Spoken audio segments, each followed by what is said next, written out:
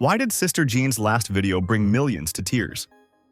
Why did her voice, soft, gentle, and full of faith, feel like a final goodbye no one was ready to hear?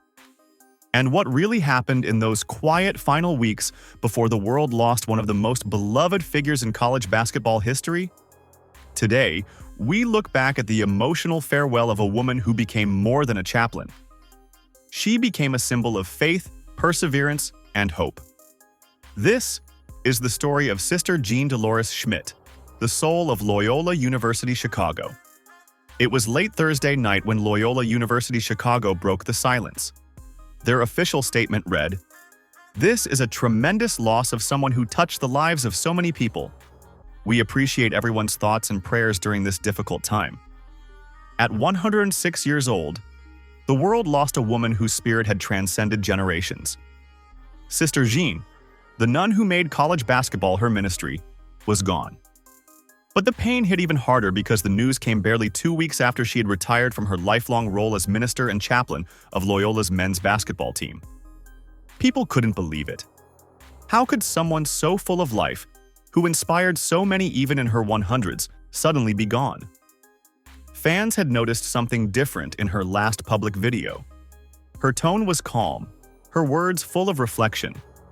She spoke about gratitude, faith, and how she was at peace with whatever God had planned for her. At the time, no one realized it would be her final message to the world. Just weeks before her death, Sister Jean celebrated her 106th birthday on August 21st. In a heartfelt letter shared with students, she apologized for not being able to celebrate publicly, saying she had a bad summer cold and other health issues. It now seems those health issues were far more serious than anyone knew. A cause of death has not yet been officially announced, but sources close to the university say she had been struggling quietly with declining health for several weeks. Sister Jean wasn't just any nun. She was a college basketball icon, one who became famous worldwide during the 2018 NCAA March Madness tournament. That year, the Loyola Ramblers, a team few expected to go far, made an unbelievable run to the Final Four. And at the center of it all was a smiling 98-year-old nun in a maroon scarf, sitting courtside, whispering prayers before every game. She became an instant media sensation. The cameras couldn't stay away from her. The nation couldn't stop talking about her.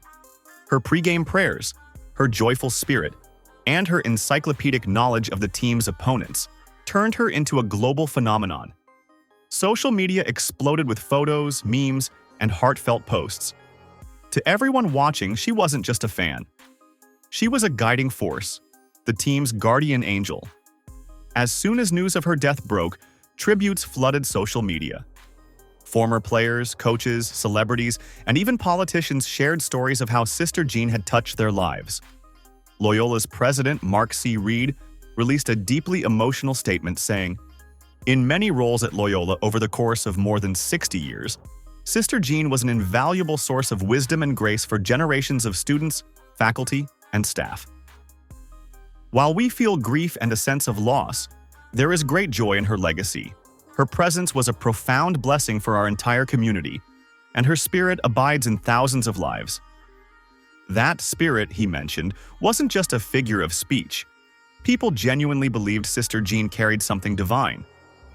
Even at 106, she continued attending games, sending emails to players, and offering words of faith to students who felt lost. Born Dolores Bertha Schmidt on August 21, 1919, in San Francisco, California, Sister Jean grew up during the Spanish flu pandemic, another time of global uncertainty. She was the oldest of 3 children and attended Catholic schools, where her teachers, members of the Sisters of Charity of the Blessed Virgin Mary, BVM, inspired her to follow a path of faith. In 1937, she joined the BVM order, taking the name Sister Jean Dolores. Her mission: to serve, to teach, and to guide. She began her teaching career in California during World War II, later moving to Chicago in 1961 to teach at Mundelein College. When the college merged with Loyola University in 1991, she stayed, not as just a teacher, but as a mentor and counselor.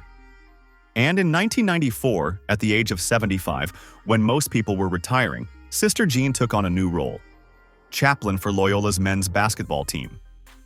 She reviewed scouting reports, gave pre-game speeches, and sometimes even gently reminded coaches about sportsmanship. Players joked that she was part coach, part grandmother, and part saint. Her courtside presence became legendary. Before every game, she prayed not for victory but for honesty, unity, and strength. She once said, "I never pray for wins. I pray that they play their best, that they don't get injured, and that they act like gentlemen on and off the court." Her words always carried power. Even players who weren't religious said her prayers gave them calm before big games. And during the 2018 March Madness run, her pre-game prayers became viral sensations, broadcast nationwide. Reporters from CNN, ESPN, and the New York Times all wanted interviews with the nun who believed in miracles. Over the years, Sister Jean received countless honors and recognitions. On her 100th birthday, she received an apostolic blessing from Pope Francis. At 103, the Loyola CTA Red Line Plaza was renamed in her honor. And at 105, she was recognized by President Joe Biden with a special proclamation. She even made headlines when she threw the first pitch at a Chicago Cubs game in 2022, from her wheelchair, with the same unstoppable smile. Her sense of humor never faded. When asked how she stayed so strong, she replied, "Coffee in the morning, prayer all day, and maybe a little chocolate." In April 2025, just months before her death, Sister Jean was unable to attend one of the Ramblers games due to health issues. It was the first time in years that her chair at courtside sat empty.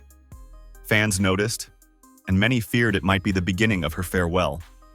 Then came her retirement announcement, followed only 2 weeks later by her death.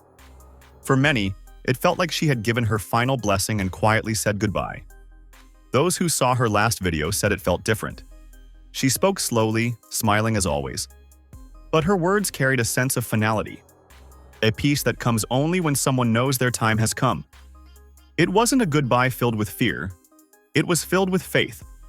Sister Jean's story is more than a tale of longevity. It's a lesson in purpose. She proved that faith can coexist with fun, that religion can live in laughter, and that one person's kindness can inspire millions. She is survived by her sister-in-law, Jean Tidwell, and her niece, Jan Schmidt. But truly, her family includes every player, every student, and every soul she ever touched. Loyola University announced that funeral arrangements will be shared soon, promising a ceremony filled with joy, music, and the spirit she left behind. In that last recorded message, Sister Jean said something that now feels like her parting gift. Don't wait to live. Don't wait to love. Every day is a chance to help someone else, and that's what keeps your heart young. She may be gone, but her voice still echoes in classrooms, in locker rooms, and in the hearts of everyone who heard her story. Her final video wasn't just a farewell. It was a reminder to live with purpose, to believe in something greater, and to smile even when the world feels heavy. So what do you think made Sister Jean's final message so emotional? Her faith? Her strength? Or her lifelong ability to make everyone feel seen? Let us know in the comments below. And if this story touched your heart, don't forget to like, share, and subscribe for more true stories that move the world. Until next time, hold on to faith, cherish kindness, and remember, some goodbyes are only temporary.